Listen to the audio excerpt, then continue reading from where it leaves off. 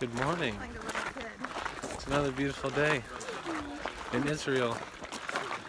We're hiking up to the top of Mount Arbel, and then we're gonna hike down. We're cheating a little bit because the bus drove us most of the way up, so it's mostly going to be a down hike. Mount Arbel is mentioned in the Bible in Hosea. Chapter 13 or 6:13. Oh, I was just looking it up. And also traditionally the burial place of Diana, right? I thought her name was Dana. Diana, that's one of the daughters of Jacob. The only daughter of Jacob, right? Right. Poor girl had 12 brothers. There's a crazy story with her too. Only one bathroom. Whoa. Wow. We made it.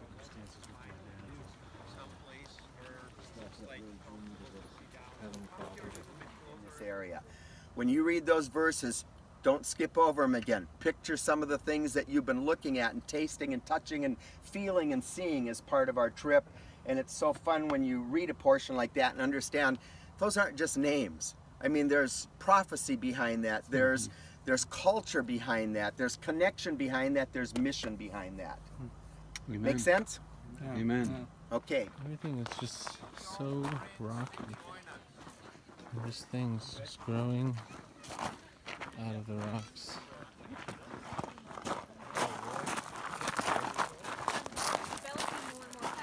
That moment when you realize this trail is called Cliff Trail. Ah, scary.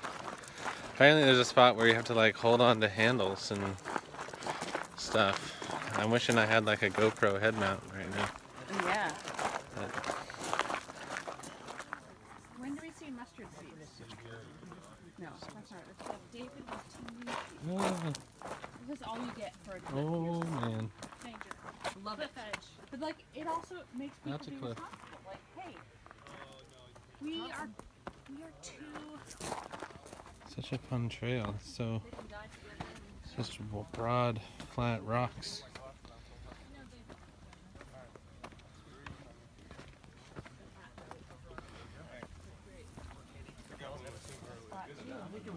Here we go down the cliffs of insanity. Where are you? There you are. We're on these crazy cliffs. Going down. I like this line right here. What's that? We're going down. Chimney down here used to be. Don't let my mom see this video, okay? She wouldn't approve. There. Sorry, Mom.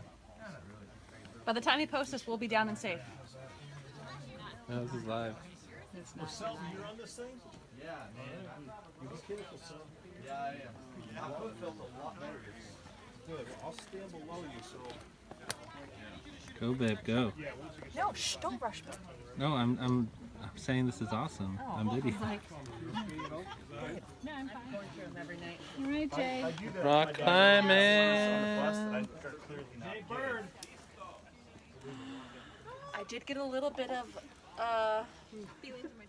So I just sat there and take pictures of my big old. Hashtag Oh, we're looking, didn't look die. at Cool caves.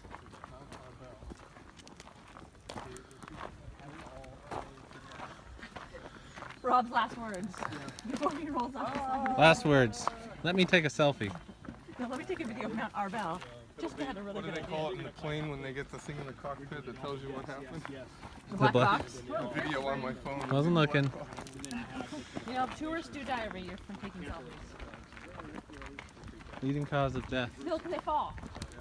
But we have some construction by the natural caves. Some of them were enlarged and man-made caves. And this is the southern portion of the fortress. You remember we spoke about those ones on the opposite hill, on the opposite cliff? So there are two sides of the same fortress. As far as we can estimate, this Against some of his opponents hiding in the caves of Arbel. right You here. see it all over, both sides. Look at all the caves on that side. Look at them all above you right here. Herod had made up his mind to put an end to their resistance.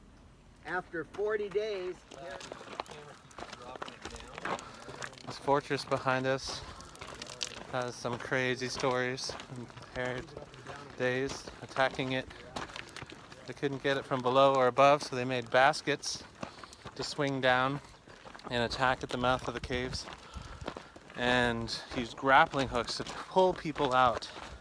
It was awful. So it was so bad, and the people, the zealots in the caves, so were with their families, did not want to be put into slavery with Herod, and many of them even committed suicide because they did not want to be captured. But this place has been a fortress for all through the centuries, and it's quite a vantage point and almost inaccessible. You can imagine being able to defend it really easily. Challenges we're having in America, you go, man, that would have been the same in Jesus' days. Mm-hmm. Or even worse. And all the history and the conflict over siding with all the different sides. So it kind of puts all that now into a little more color, doesn't it? Yes. These were Jesus was ministering to people in the aftermath of terrible times, and they wanted freedom from that. So we're here in Magdala, which is the home of Mary Magdalene. Not a place specifically mentioned in the Bible, but Jesus taught in the synagogues all around the Sea of Galilee. So this is almost guaranteed a synagogue behind me.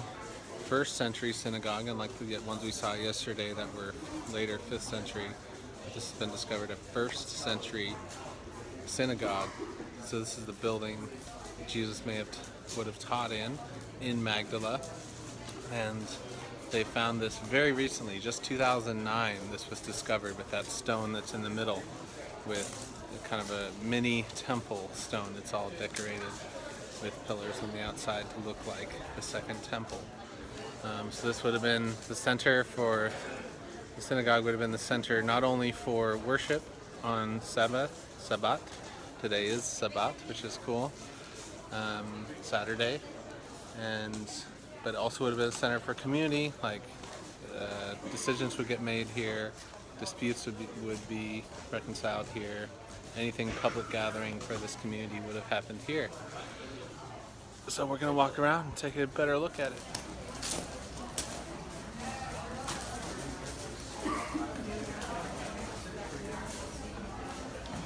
That's the stone that they found first. They actually found that first here in this site, and that's not typically in a synagogue, but it's a cool recreation of the temple.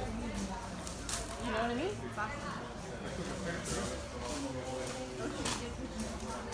Also unique, not in all the synagogues. It's a cool mosaic that's currently being restored.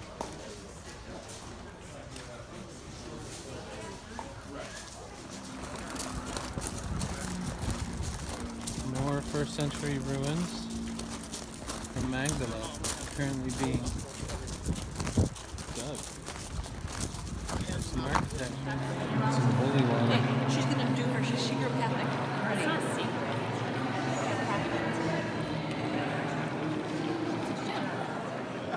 We're in this Catholic monument. This is the Court of Women. Each one of these pillars, it represents one of the women who had a role in Jesus' ministry. You won't be able to calm the water. Martha, Mary Magdalene, Today. other Marys. Good boy. Cool. This is a cool reconstruction in memory of what it would have been like when Jesus spoke on the seashore and the crowds pushed him out. So he had to teach from Peter's boat. So what a cool little pulpit. What's it about? Sea of Galilee behind.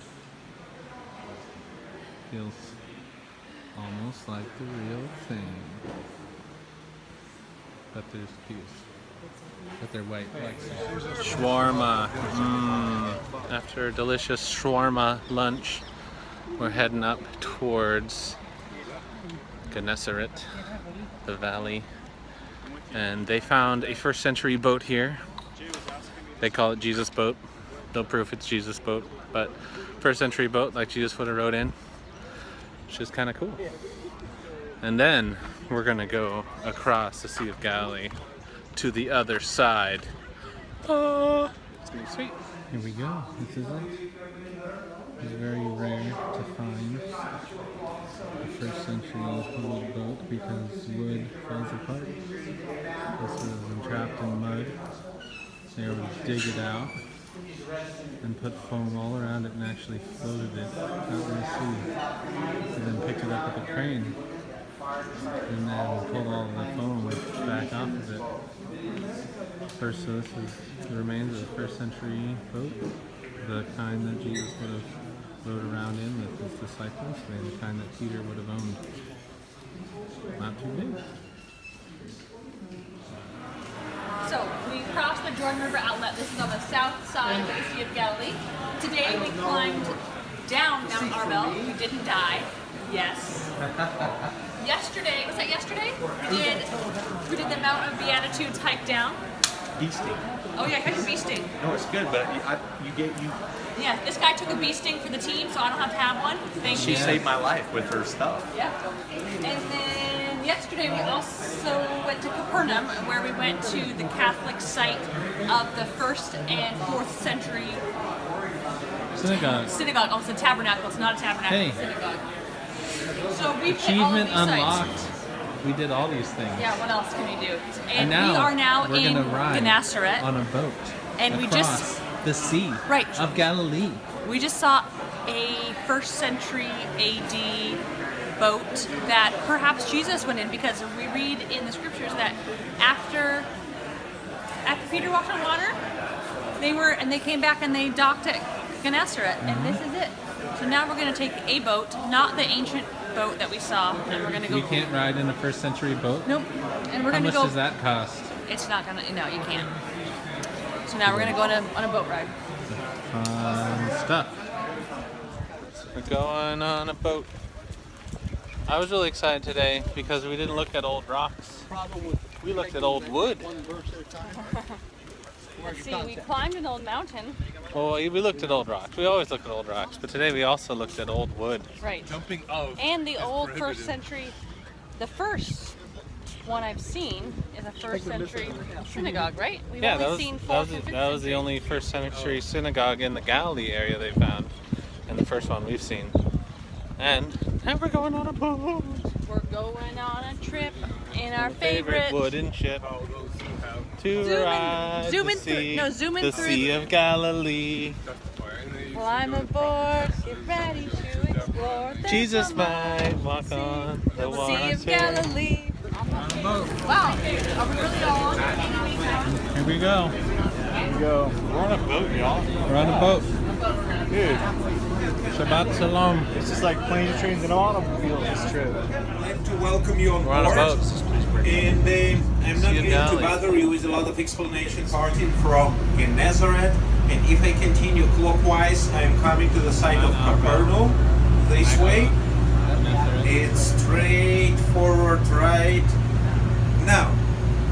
And now, oops, right here we have input of Jordan River. And we are taking you across the lake to the site that used to be called the site of gatherings, or the site of Kersey. Can you find Tiberias as well? Very clearly you can see the only modern town, relatively big, urban construction.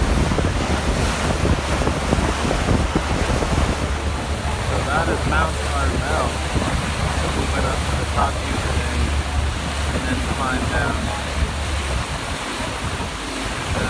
That is Magdala. Alright, everyone, we need to stop here for the tranquility, for the beauty, for the peacefulness of this lake, of the water.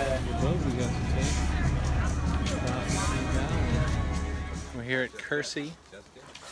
K-U-R-S-I. We just drove by the only cliff leading into the water around the Sea of Galilee. So this would be the spot, the area where Jesus crossed the sea, then met the demoniac, the man possessed by a legion of demons, and then cast them in to the swine, the herd of swine. So this is the Gentile side. Pigs would not have been located on the Jewish side, so we can orient ourselves to the other side of the lake based on that. They built a monastery here on some ruins they found. Burial places, so it's like a gravesite. And for the Jews to come in contact, to come across dead things, it would make them spiritually unclean. We also know, right, there are herds of swine over here. That would make them spiritually unclean. It says that this demoniac ran throughout the tombs screaming, and what would he do? He would cut himself, so he's covered with blood. For them to come in contact with blood, what? Spiritually unclean. So behind me is an ancient bathhouse of this monastery that was built. Over there, what you just saw was a church, but this site is significant because it's the site where Jesus went across the water to talk to the demoniac, the man with a legion of demons. And the cool connections we made in our study time here were he was a Gentile, not a Jewish person, and he wanted to join Jesus, but Jesus sent him out to the Decapolis, which is the 10 cities on this side of Galilee, and Jesus sent him out basically as the first missionary. And when Jesus comes here later, we connected the time where he feeds 4,000 people, and in that story it would have been all kinds of Gentile people, I believe, and maybe the people that the demoniac told about Jesus, because they came back to this side. And after that, he feeds those 4,000 people in a connection to that 5,000 people feeding. It's another story. And in the first story, the 5,000 people, they have 12 baskets left over, which represents the 12 tribes of Israel. And in this feeding of the 4,000, they have 7 baskets left over. And the cool connection to that is prophecy about, well, the 7 groups of Gentiles that were displaced from Israel. And really, that was the beginning of the gospel going out to the Gentiles, and Jesus saying, hey, there's enough bread for the Jews, the 12, and there's enough to overflowing left for even the Gentiles. So the church and facilities here that we see were established in the Byzantine period, which is when Christianity became the official religion of the Romans, and they established this here and recognized that this is where the gospel started to go out to the Gentiles, which is me, so I'm happy about that. Oh, another old olive press.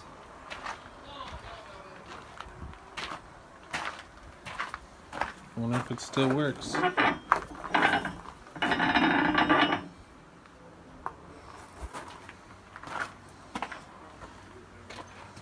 An old monastery. It's pretty cool shape. This would be like from 3rd or 4th century.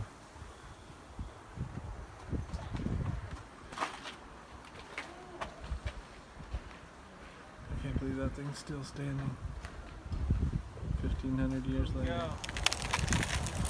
Oh, wow.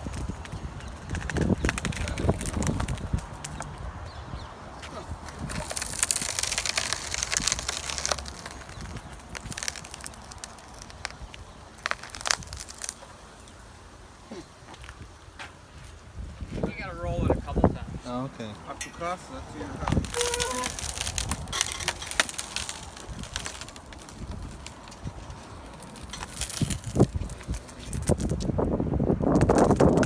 Wow. And all these archaeological digs, they have a mark, this gray line, Yeah, turn on my camera, make it and it denounces the restructure line. So below that line is what was there when they excavated, and above is what they re-put there. You know, they used the rocks they found on the ground and stuff, but they rebuilt the wall above this line. So just to show that this is exactly said to know what's what it would have been like. Restoration. And this is the rest above the restoration line is their best guess as they rebuilt whatever structure it was.